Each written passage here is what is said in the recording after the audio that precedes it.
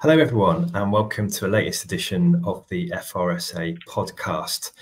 And the subject of today's conversation, and I'm joined by Tristan Ashby, our Chief Executive Officer, is to talk about the proposals that we've recently seen announced within Warwickshire Fire and Rescue Service.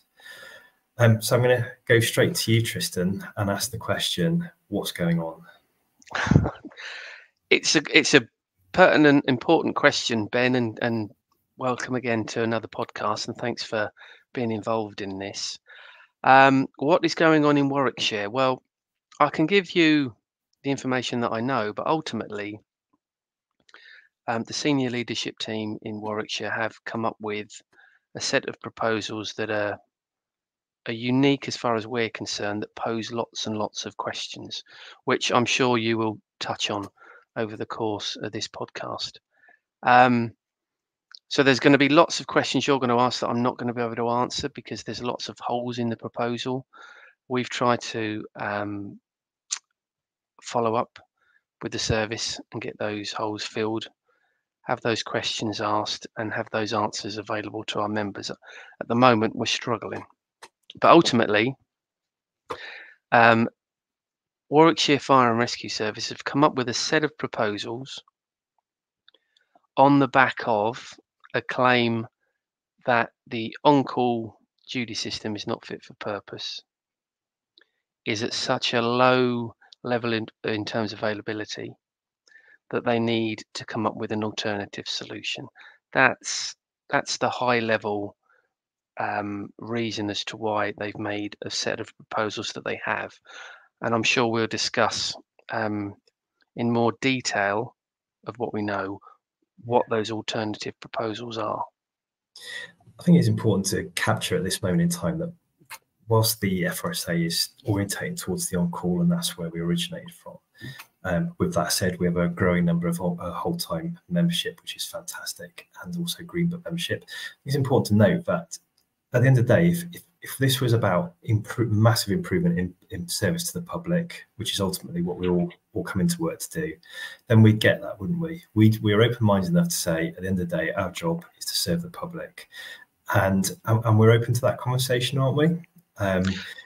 However, the statement that the on-call doesn't work and their proposal, if I'm right in my understanding, of eliminating the on-call as we currently see it from their service entirely, it is somewhat staggering,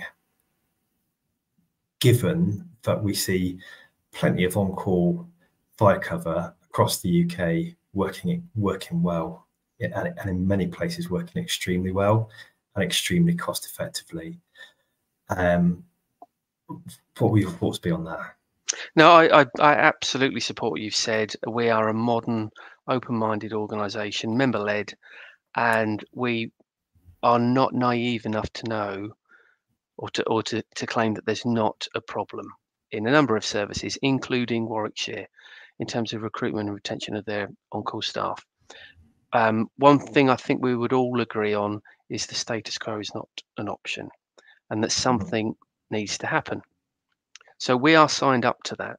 We are more than happy to work with any organisation to come up with a solution, whether that be a tweak here and a tweak there, whether that be a fundamental review of how emergency cover is delivered. The problem we've got with the proposals in Warwickshire is that they just don't stand up to scrutiny at the moment. We can only go by the information that we've been given, the information that is now publicly available through the Warwickshire County Council website and the presentation that we've been given access to, that has been shared with serving on-call firefighters and whole-time firefighters across the county. Now, what ultimate? Sorry, what I was just going to suggest, Tristan, is because I imagine there's going to be all sorts of people looking at this, and we know there's had significant interest from MPs and other parts of government. So when you say the status quo, so going back to what you said about the status quo within the on-call in general terms is no longer an option, you're referring to the fact that the on-call has increasingly become under the spotlight for performance and availability, whilst at the same time, in general, the on-call have seen very little improvement in their terms and conditions over the last 30 years. And the kind of changes that would drive and support the changes in societies, the change in people's working lives. And that's our huge frustration, isn't it, that underpins where conversations like this take us. Well, society has evolved, Mm-hmm. and we're still using a model that was fit for purpose in the 70s. Yeah. And before that, when people predominantly lived and worked in their local community. We acknowledge and understand that. So, yeah, what I mean by the status quo is not an option. The on-call model has got to revolve. Absolutely. But that encompasses a number of things. It, in terms of the perverse incentive of only getting paid for the number of calls that you respond to, availability needs to be covered as well.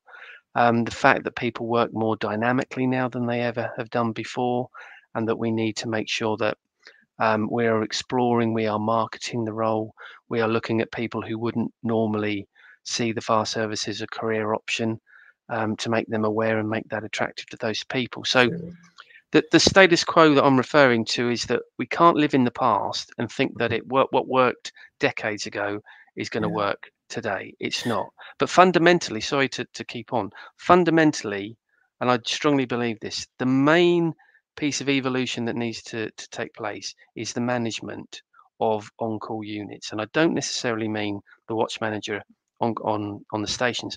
I mean the managerial elements and levels outside of that make big decisions that can have a detrimental impact on the ability for on-call firefighters to go about the role that they dearly love and they want to perform is being hampered by the way that they are being managed. And I think what we would point people who want to understand more about this, I would really recommend the podcast you did with Steve Healy from the NFCC, who just is full of that enthusiasm for the on-call, sees the potential, sees the blockers and the barriers, and is one of those spokespersons who's looking to push their way through the challenges. But those blockers are sizable, but the options for change exist. There is no excuse why any service, individually or collectively, cannot change. All the solutions that are out there, and there's numerous local and national reports that are publicly available. If anybody wants access to them, I can provide access to them. The problems that have been highlighted back in the 90s are pretty much the same problems as of today, but more importantly, the solutions are there. So in terms of changing a contract outside of the grey book, any service can do that if they so wished. They do not have to worry about what is in the grey book if that is a barrier. They do not necessarily need to have a collective agreement with the FBU to make any necessary change. So long as certain checks and balances have been made, they can progress ahead, as you are testimony to in Devon and Somerset, whereby the FRSA has entered a collective agreement with the brigade for pay for availability, which has seen massive improvement. It is, and it's an example of a forward-thinking scheme that recognises the challenges, the change in our communities, and has been centred around looking at meeting those needs. So that Devon and Somerset, one of the biggest rural fire services in the UK, have had to look at those solutions, those options. Yeah. So I think that's a useful piece of context nationally. So into Warwickshire, what's going on? Is it true that they are looking at eliminating their on-call model as it currently is? Well, great question. And you would think, well, no, it's not actually what they're looking to do. There must be some other reason. It must be terminology or something. But again, based on the information we've got, I have to say, Ben, that Warwickshire proposals are looking to eradicate on-call firefighters in their entirety within the county. Okay. So approximately 120 on-call firefighters that are currently serving, they are going to lose that role. They will no longer be on-call firefighters should the current proposals that are going to go out to consultation, public consultation next month, should they be approved. So that's a momentous suggestion, and it's beyond redundancy. We're into collective redundancy kind of scales in that. So what lies behind, what would be the rationale that would make such a suggestion, and what would be the cost savings? What would be the improvement in effectiveness? Okay, so the rationale, not that I necessarily or we necessarily agree with it, but the rationale proposed by the brigade senior leadership team is that the on-call availability trend, and we've got a chart available, is on a drastic decline and has been between 2018 and today. So in 2018, the statistics, these are all statistics from the brigade, was around about 90% overall. Okay. As we sit here today, sorry, back in September, the stats are that that's declined to 34%. I've actually seen a more recent stat of October, which suggests it's at 40%. But the senior leadership team has said that is not sustainable. We agree with that. But what we don't agree with is that their conclusion is the on-call duty system is broken, not fit for purpose, and therefore we are going to dismantle that duty system and look at an alternative. Yeah. That means, sorry, I'll add a bit more flesh to the bone on that. That means that 9 on-call stations will be no more. Okay. Now the brigade is saying, well, we're not closing any stations. And technically that's correct. None of those stations are going to close, be locked up and sold. Those buildings will still, under the proposals, those buildings will still be there. The trouble is, there will be no people to respond to that station because there will be no on-call firefighters at that station. We're not even sure whether there'll be an appliance at those stations. So for all intents and purposes, they are being closed, really. In addition to that, there are on-call units at 3 other stations in the county. They will all be removed as well. So that's 9 stations and 3 other on-call units will all disappear. Okay. So you mentioned they're proposing a new way of working, a new system. Can you tell me a bit more about that? I can tell you a bit more about it. I really can't tell you, despite asking and trying to understand. What I can't tell you is how it's actually going to work effectively.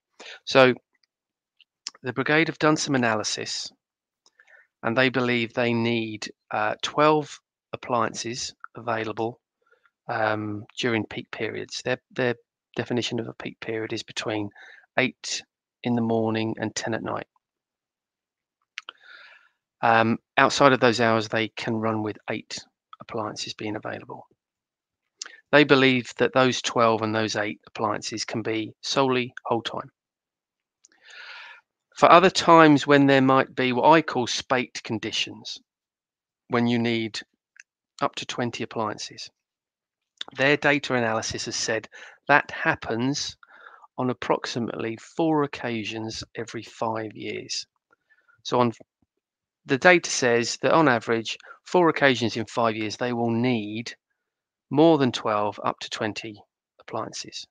And to fill that gap, they are going to put together something called surge teams, which, as I understand it, will be people who will give availability, and when they are called to respond, they have to guarantee that they will respond to form a surge team that will provide the additional appliances between 12 and 20. In addition to that, there will be an undefined number of people who will sit on fire stations between the hours of 6 in the evening to 10 at night, who will be able to respond to fire calls. In addition to that, they will provide prevention and protection duties. When we've queried that, it's pretty obvious you're not going to necessarily be able to do prevention and protection duties throughout that whole 4 hours. You know, nobody's going to want them around the house at 8, 9 o'clock at night. And it's been acknowledged that that's more than likely going to be between 6 and 8, and between 8 and 10, they're going to be sitting on a fire station. That will also encompass training. Okay. Because one of the queries we've got is that if you are a member of a surge team and you are only going to be required 4 times every 5 years, how on earth are you going to maintain your competency? Yeah. The response to that from the brigade has been that you cannot be solely a member of the surge team. You will have to have some other operational role. Now, whether that means that that's going to be whole time within the county, whether that means that's people who fill those part-time roles, whether that's people coming from outside of the county, we don't know. We've not been told. I would expect at this stage in launching a consultation that that would be clear, transparent, and describable how the new role works. Because if, as an organisation, if you're looking to eliminate a way of working, introduce a new way of working, which is a big gamble if you haven't done a trial first, and the question arises, what happens if it doesn't work out? Because you're never going to get those on-call firefighters back, are you?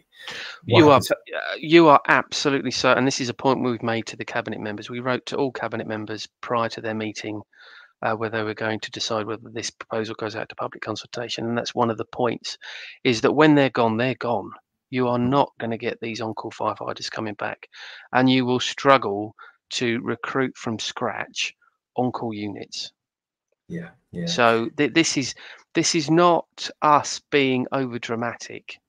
This is a massive proposal that will have long-lasting implications, long after the likes of Ben Brooke, who's the current chief, who's put his name to this, long after they've retired. Yeah.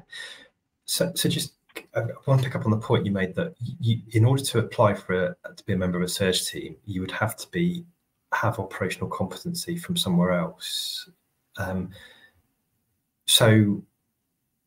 I'm interested in the accessibility of this role, and I'm interested in the impact on diversity within that employer, within the service, because as we know, generally an on-call and whole-time employer, the majority of their diversity of their staff are generally found in the on-call. That's where you find diversity. So I think it's fair to make a conclusion that there's a possibility that by eliminating the on-call as it currently is, there's going to be a huge effect on the diversity within their organisation. And then the alternative employments that are likely to be offered is then going to come with some prohibition if they don't have operational experience maintained from somewhere else. That, to me, that sounds worrying and questionable as to how fair that might be.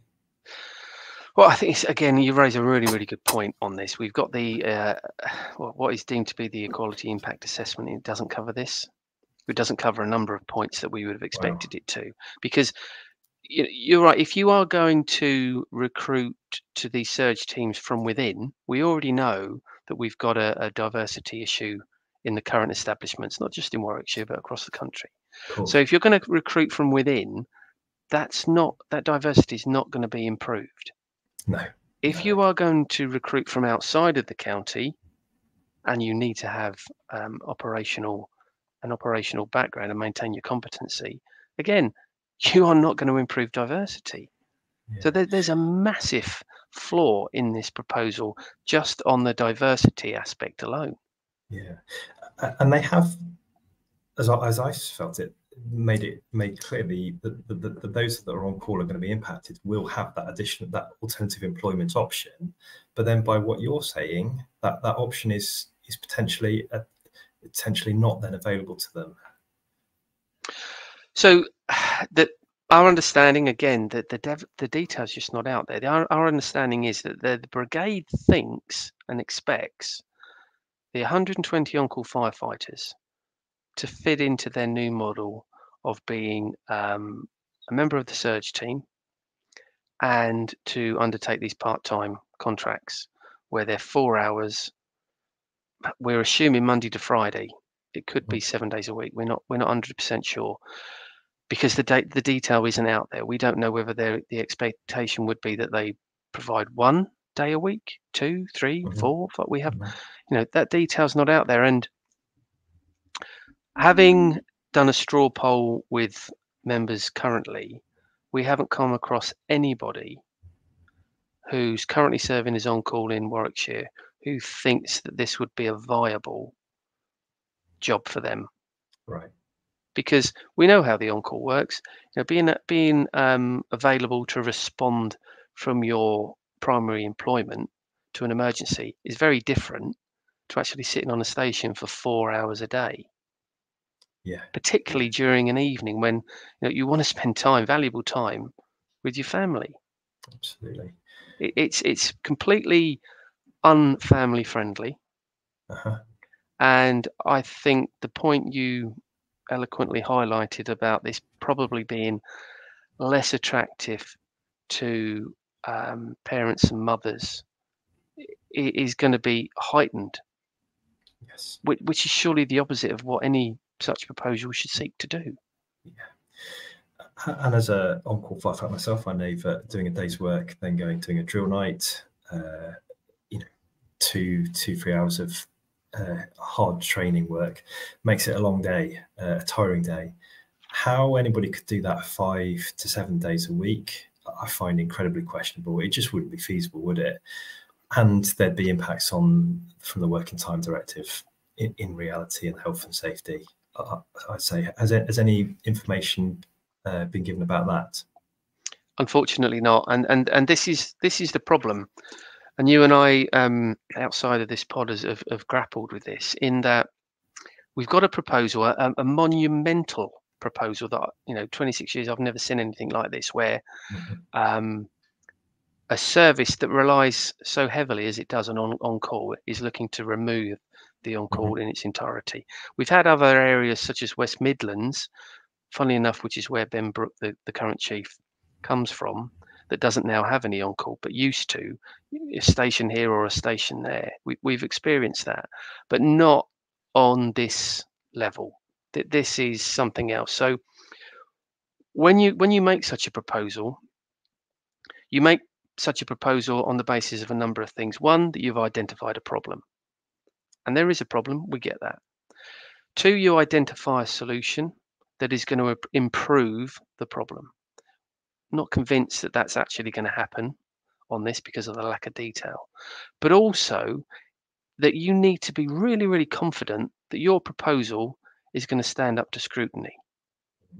Now, I had a meeting with a member of SLT last month. But very, very pleasant individual. It was a very cordial hour and 15 minutes. But on the back of the limited information I had, I asked what I thought was quite basic, obvious questions, a number of questions you've already asked and that you will ask. And the response that I received time and time again was, we haven't done that piece of work yet. So in turn, let's look at the surge team. Assuming that surge team is viable, you must have an indication as to how easy it is to recruit to that role. You must have an indication of how much it's going to cost, because you're not going to know whether someone's going to take up that role without knowing how much they're going to be recompensed. None of that work is available. None of that information is available. And our understanding is that any of this fundamental pieces of information that are not available, the reason that they're not available is because they don't exist. So this has gone. This consultation has gone live, having been sanctioned by the cabinet within the council. How did they not scrutinise this? How did they not pick up on these huge gaps of information and analysis? So the process is, and you're quite right again, that the employer comes up with a proposal. It goes to elected members. The governance model will vary from brigade to brigade, from a mayor, from a police, fire and crime commissioner, from a combined fire authority and a county fire authority. Warwickshire is a county fire authority, and they run the cabinet system. So I think there are 9 cabinet members, one of which has a portfolio of which fire and rescue is contained in. The proposal, the paper, went to cabinet on the 9th of November. The proposal was published for public consumption a week before, as is standard. And what would you and I would expect, and certainly the members of the public would expect, is that those employers, those elected members whose remit it is to govern the fire and rescue service, would scrutinise that proposal to ensure that it's fit for purpose to go out to public consultation. We will put the link to that meeting in the show notes. Yes. Because it beggars belief. I was probably less surprised than others because I've got experience of these fire authority meetings, and the level of knowledge of most, not all, but most elected members of how the fire service work, and particularly how the on-call duty system works. On-call firefighters were referred to in that meeting as volunteers throughout. There was a clear lack of understanding as to what on-call firefighters do and their commitment. At no point when any of these misconceptions were commented on did the chief who was in the meeting or any other fire officer correct the elected members. We're talking about trained professionals undertaking highly skilled, complicated, dangerous work, who were compared with the greatest respect to these people, but were compared with Citizens Advice Bureau volunteers. Okay. There was another comment that this is an opportunity to get some new faces in the fire service. Now, if you're serving on-call firefighter in Warwickshire, you would be quite right to be quite underwhelmed and disgusted at such comments. Yeah. You would probably feel very much undervalued by those people. So when you've got such people who really, and I don't mean to be disrespectful, but it's got to be said, that don't understand the fire service, don't understand the proposals and the magnitude of what was in front of them, it's no surprise that they didn't scrutinise the proposals, and they give the proposals the green light to go out to public consultation for 3 months starting from next month. I think we have on various occasions questioned the validity of those governance models, the information and the awareness of those involved in that. But that's a conversation for a different pod, and one I think we should do. So in terms of the finances of this proposal, where do the finances end out? And So I'm sorry to interrupt, but I suppose the caveat would have to be that by the sounds of it, it's hard to understand how a financial projection could be arrived at, whilst there are still sizable gaps. So, for example, if we haven't got a full understanding of the surge firefighter role, whatever that may be, how it's going to work, and also how many people are likely to leave employment within Warwickshire with likely redundancy costs. I can't help wondering how accurate and how valid a financial projection could be at this moment in time. Well, the financial implications within the cabinet paper are very, very limited. And as I said earlier, the option 2A that cabinet approved on the recommendation of the chief suggests that there is a saving of £14,000. Now, we've looked at these proposals again and again and again and had different eyes on them, and because of the lack of financial information out there, anybody would conclude that the overall assumption that this is a saving of £14,000 would conclude that cannot be accurate. So, as an example, do they know how much it would cost to recruit and train a new surge firefighter? Well, you would like to think so, Okay. but if I was a betting man, I would bet that they probably haven't done that piece of work.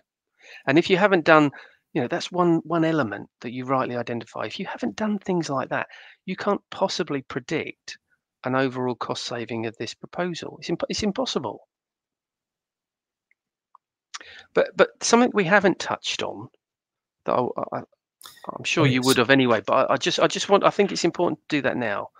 Is that the proposals include a move back from day crewing plus on their whole time stations to the old 224 system.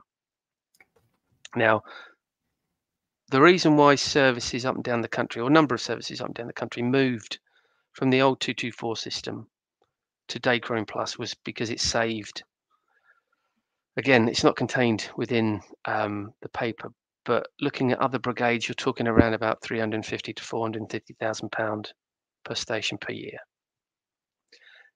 They're looking to revert back from Daycare Plus to 224. So logically, that would suggest that there's going to be an increase in cost that was previously a saving. Now that's going to happen on a few stations. So again, the detail's not in the proposal, but logically you'd have to think that these proposals will actually significantly increase cost, not reduce cost. Wow.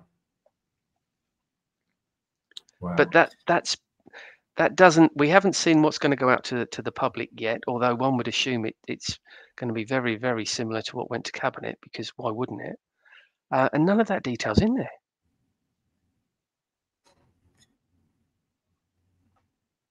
Now the reason I'm probably going to get a bit political here, and you might tell me off, but the reason why the service and a number of other services are reverting back from Daycare Plus to the 224 system is because Daycare Plus is a model that is illegal under the working time regs,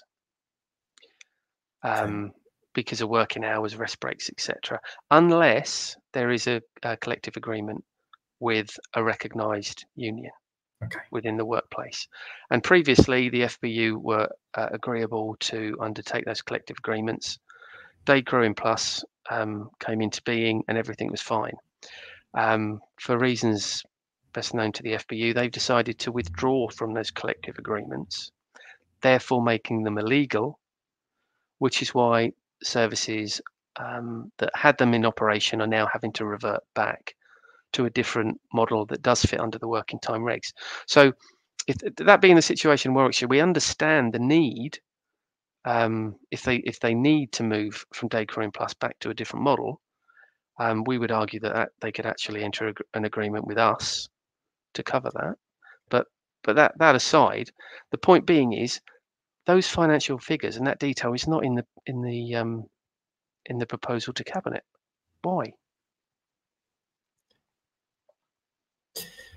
A huge question.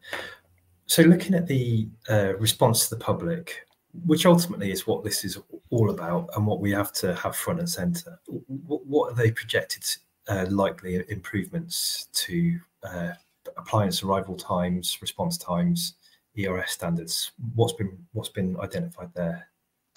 So again, we'll be able to put the details on the screen for the video, but I'm just looking at the attendance times now. Sorry.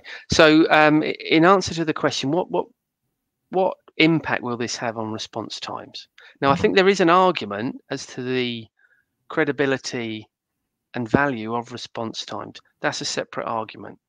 I was speaking to another chief in another brigade who questioned the importance of response times and having these arbitrary targets and having a more meaningful way of doing that. But putting that aside, looking at this, the paper says that under delivery model 2A, which is the one that's going to public consultation, that the current first appliance attendance time is 10 minutes, 37 seconds. Under the proposal, the attendance time will reduce by 17 seconds to 10 minutes, 20 seconds. Now, you could view that as positive, and yeah, it is positive. But what does that actually mean? What's the impact assessment on those 17 seconds?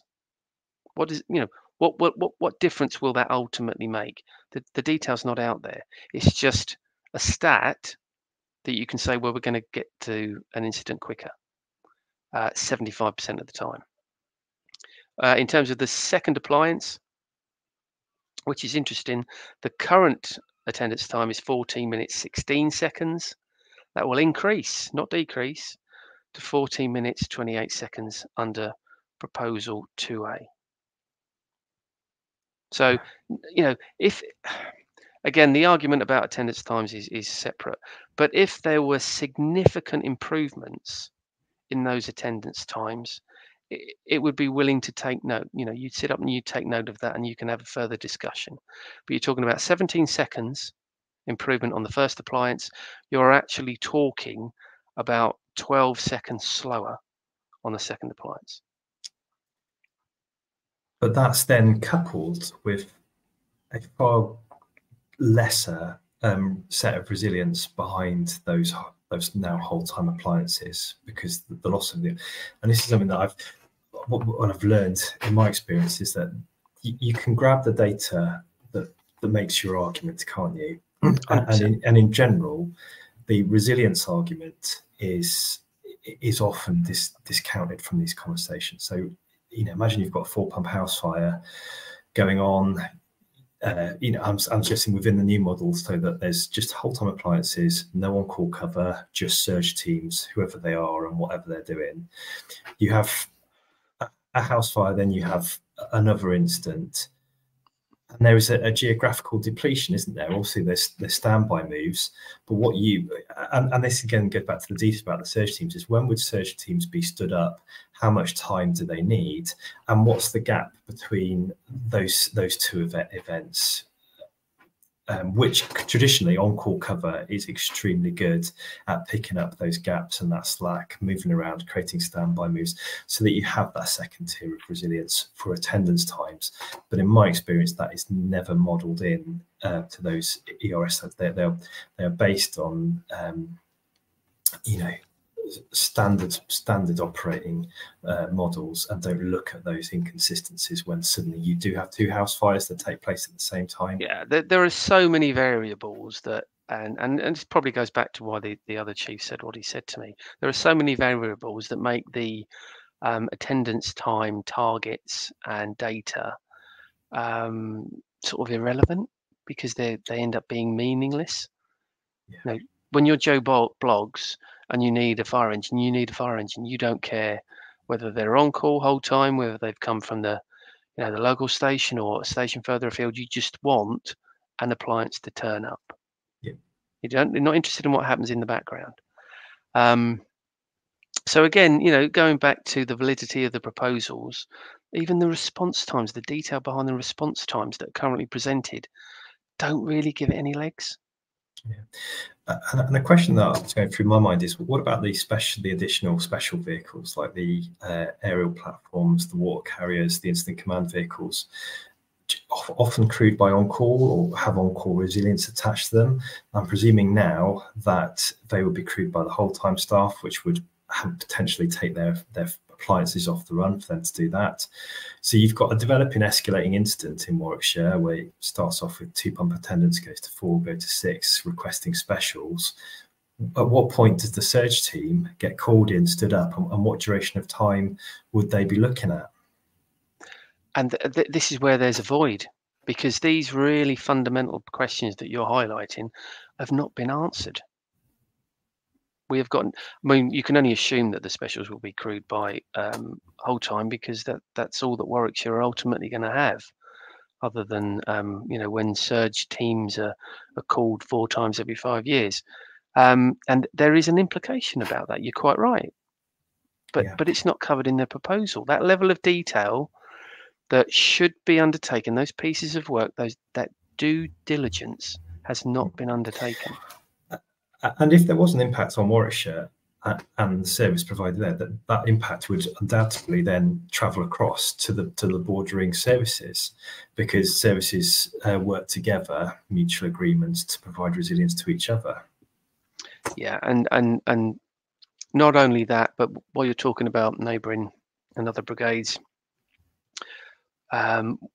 we've had contact with other senior leadership team members in other brigades who are looking at Warwickshire, what Warwickshire are proposing, and are very, very concerned, because this isn't just a trade union looking after its members who have got massive concerns. Local town and parish councils that have been in contact with us have got concerns. Other brigades have got concerns. So when there's a theme of a number of people who are thinking, well, hang on a minute, what are we missing here? how is this better? How is this safe?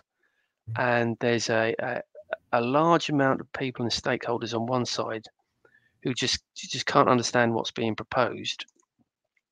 But Ben Brook and his team believe this is the right thing to do. Then chances are it would suggest that Ben Brook and his team probably have got this wrong. Okay. Are there any other points that you want to raise and talk about? I think the point is, so what? What now? For our perspective, we've got a number of members in Warwickshire who are going to be affected by this. It's a very uncertain time for on-call firefighters per se. They are being told that their job is likely to go in the near future should these proposals get accepted and implemented. So it's a very uncertain time when you don't know how much longer you've got in your career. That can lead to people thinking, I'm just going to leave now, which is just going to make the matter worse. Maybe that's what the service want, I don't know. So in terms of what we're going to do, we're going to start our campaign. We've already started our campaign. We're going to engage as many stakeholders as we can. We are going to deconstruct the current proposal based on the information that we've got, because it's just not, it doesn't hold any water, it hasn't got any validity, and it needs to be shown for what it is. It's dangerous. It's dangerous for serving personnel, it's dangerous for the public. I certainly know from a consultation process that took place in my own service about 5 years ago, when the service proposed closing 9 stations. In the end, they relocated 2 stations, and I would argue that the FRSA was hugely effective at deconstructing arguments and data and liaising with fire authority members to have really meaningful conversations that I think ultimately took us to a pretty good conclusion.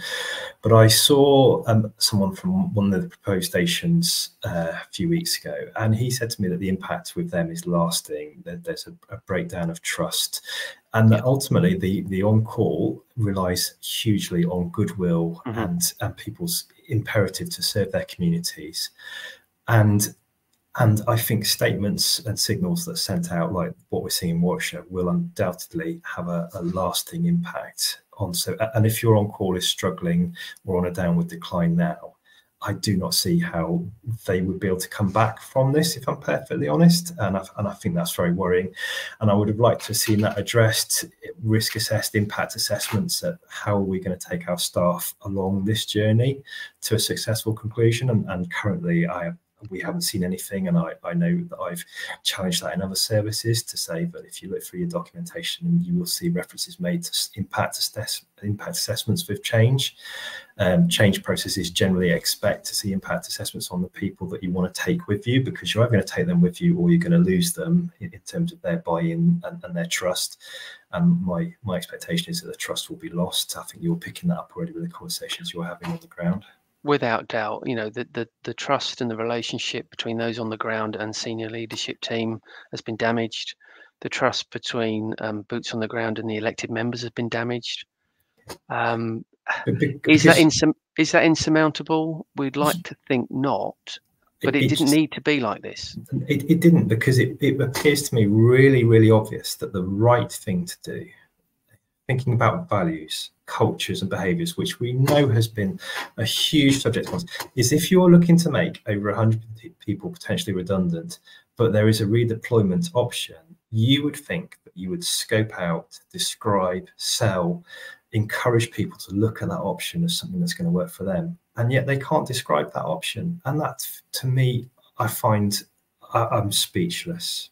Well, you're speechless because, you know, we've been here before. We've had similar situations in terms of proposed station closures and job losses, etc. Not obviously on this scale where the whole of the on-call units are going to be removed. But you're right, services do their due diligence, and any employer would need to take their employees along with them. You know, they would need to be confident that should any, you know, it shouldn't be a basic question, it should be a technical question. But every question should be answered or answerable, and it's not. There is a right way of doing change, and then there's the Warwickshire proposals, unfortunately. But the other thing, the important thing, while we're going to deconstruct the proposal, because for all the reasons we've discussed earlier, it's the wrong thing. What the FRSA does do is it comes up with solutions as well, and that's what we will do. So we strongly believe, and we've got a huge amount of support, that these proposals are fit for purpose. We strongly believe that the status quo is not an option. There is a problem, and it needs to be tackled. But what we will do is we will come up with alternative solutions to overcome that problem. That will have the necessary evidence and data and detail behind it to support it, that suggests it needs to be acted upon. And it's about rebuilding bridges, getting new membership. And I would absolutely really encourage people out there listening to this who aren't FRSA members to look at what we could do in terms of rebuilding, deconstructing and helping rebuild this to come out with something that could be fit for purpose, because we've done that. Just on that, Ben, and I genuinely strongly believe this and would say this, that it is my belief that the FRSA will be the only union within Warwickshire Fire and Rescue Service that deconstructs this proposal and comes up with an alternative publicly and privately. Because we strongly, that is what we are all about. We are there for on-call, whole time, control, green book. The arguments, it's all about the strength of the argument, not about one particular duty system. I believe we're the only ones who genuinely believes in the on-call duty system. We've been talking for 50 minutes, and at the start of this, we spoke kind of in general terms across the UK about the on-call, the lack of improvement, the lack of recognition that there's a need to evolve and implement exciting new solutions. And I find myself in my role as an FRSA rep at times having to ask the question, why would you treat why are one group of your employees singled out, treated in a way that I don't think aligns with our values and our expectations? And this to me feels like something that's been bubbling along in the back of my head for the last 15 minutes is, would you do this to other groups of staff within your employment? And why is it okay for the on-call to get the not so good end of the deal all the time, continually? It's an unconscious bias. It's a conscious bias. And what I would like to do is, out of this Warwickshire conversation, is to put that question front and centre and say, why is this okay? Well, imagine if it was flipped round and a brigade was looking to remove all of its whole time.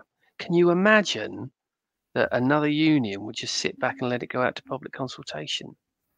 There will be placards, there will be, threats of strike action, etc., etc., etc.